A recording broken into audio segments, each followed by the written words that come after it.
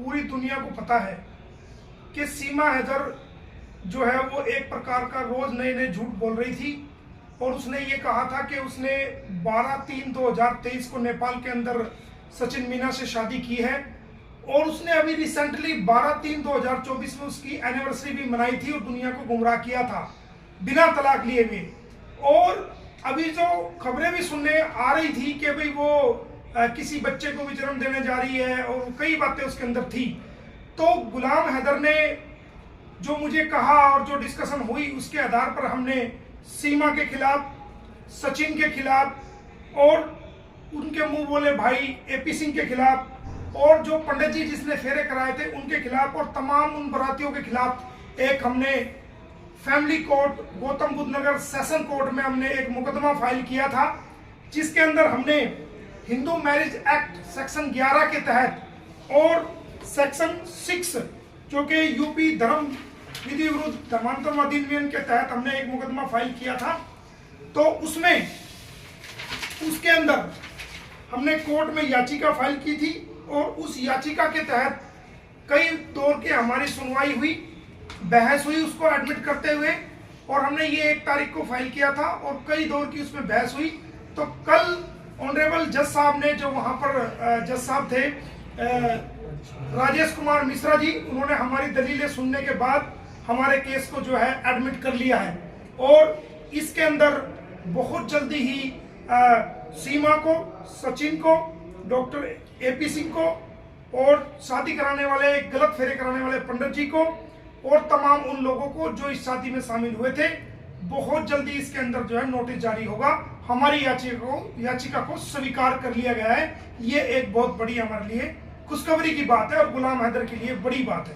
ये जो शादी आपने जिक्र किया, ये नेपाल की बात कह रहे हो या इंडिया में जो विटनेस है बताती है? ये 12/3/2023 को ये खुद कहती है कि इन्होंने पशुपतिनाथ में शादी की थी, वो शादी और उसकी जो एनिवर्सरी इन्होंने मनाई है 12/3/2024 को और बाकायदा उसके अंदर फेरे भी दिखाए हैं और ऑनलाइन सारी दुनिया को दिखाया था। उसको हमने चैलेंज किया है और जिसको ऑनरेबल कोर्ट ने हमारी दलीलें सुनने के बाद हमारी याचिका को स्वीकार किया है। आप लगातार याचिका डाल रहे हो लेकिन सीमा ने एनिवर्सरी फिर भी मनाई।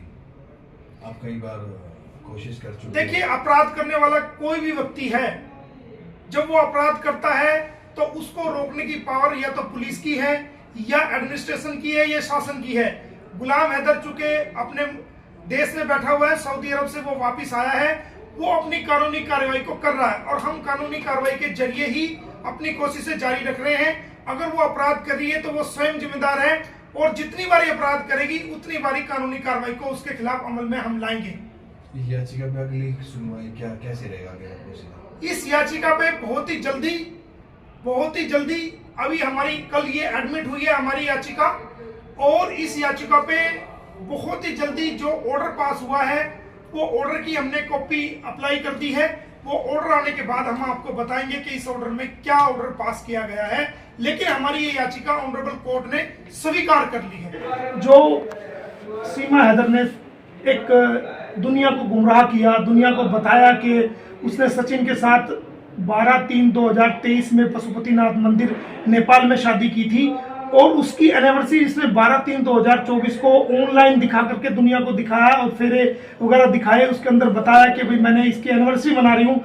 तो वो सब झूठ का पलिंदा था, फर्जी थी, फर्जी फेरे थे, फर्जी एनिवर्सरी थी और फर्जी उसने शादी की थी।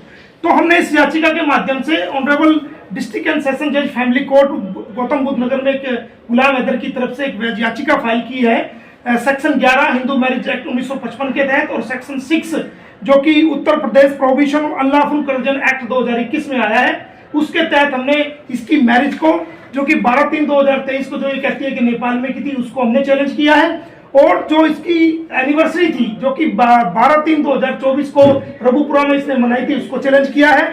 साथ ही हमने कहा है कि क्योंकि खबरें चल रही थी कि ये कोई किसी बच्चे को या किसी को जन्म देने वाली है, ऐसी खबरें काफी दिनों से आ रही थी, तो हमने इस याचिका के अंदर ये कहा है कि अगर इन दोनों की इलीगल कंपनी से कोई औलाद पैदा होती है तो वो भी नाजायज औलाद पैदा होगी क्योंकि तलाक अब तक नहीं हुआ है।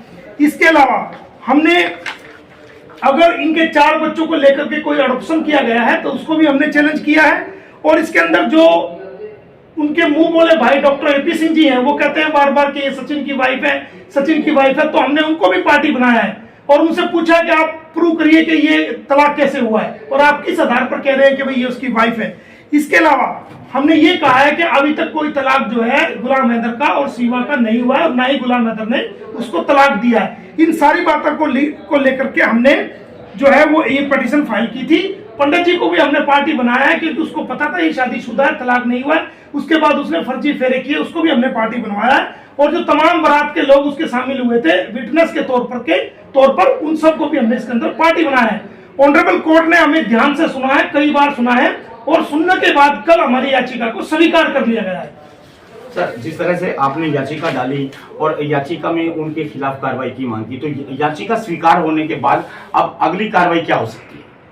देखिए, अगली कार्रवाई जल्दी ही हम आपको बताएंगे। उसमें ऑर्डर हुआ है और बहुत ही अच्छा ऑर्डर हुआ है, बहुत ही पॉजिटिव ऑर्डर हुआ है, और उस ऑर्डर को हमने सर्टिफाइड कॉपी अप्लाई कर दी है, और वो जल्दी हमें ऑर्डर मिलेगा तो हम आपको बताएंगे कि उसमें ऑनरेबल कोर्ट ने क्या संज्ञान लिया है। वकील साहब, कार्रवाई कहां तक हो सकती है? जिन लोगों ने शादी कराई, जो लोग शादी में शामिल थे, उनके खिलाफ कहां तक कार्रवाई, कोई सजा हो सकती है या फिर कोई जुर्माना लगाया जा सकता है? क्या हो सकता है अधिकतम? सेक्शन 17 हिंदू मैरिज एक्ट 1955 के तहत सेक्शन 17 इस बात को कहते हैं कि अगर कोई हिंदू व्यक्ति या हिंदू लेडी या हिंदू जेंट्स अपनी बीवी के रहते हुए बिना तलाक लिए शादी करता है तो सेक्शन 17 में उसको 5 साल की सजा का प्रावधान है, और के जो कि 494 आईपीसी के तहत कवर होता है। ये सेक्शन 17 हिंदू मैरिज एक्ट 1955 की कहती है।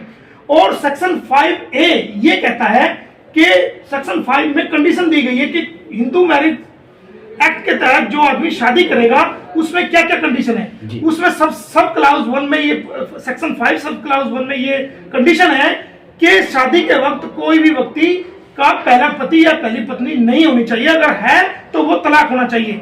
तो अगर ऐसी कोई कंडीशन का वायलेशन होता है तो आप सेक्शन 11 में हिंदू मैरिज एक्ट 1955 के तहत उस शादी को शून्य डिक्लेयर करा सकते हैं, नल एंड वाइड डिक्लेयर करा सकते हैं। तो हमने सेक्शन 11 1955 के तहत ये जो है पिटीशन फाइल की है। और सेक्शन 6 जिसके तहत वो कहती है कि हमने धर्म परिवर्तन कर लिया, किसी भी मैरिज को करने की नियत से धर्म परिवर्तन करना Uttar Pradesh provision of unlawful conversion act 2021 के तहत की सेक्शन 6 के तहत वो जो है वो गलत है, और उस शादी को फैमिली कोर्ट द्वारा नल एंड वाइड घोषित कराया जा सकता है।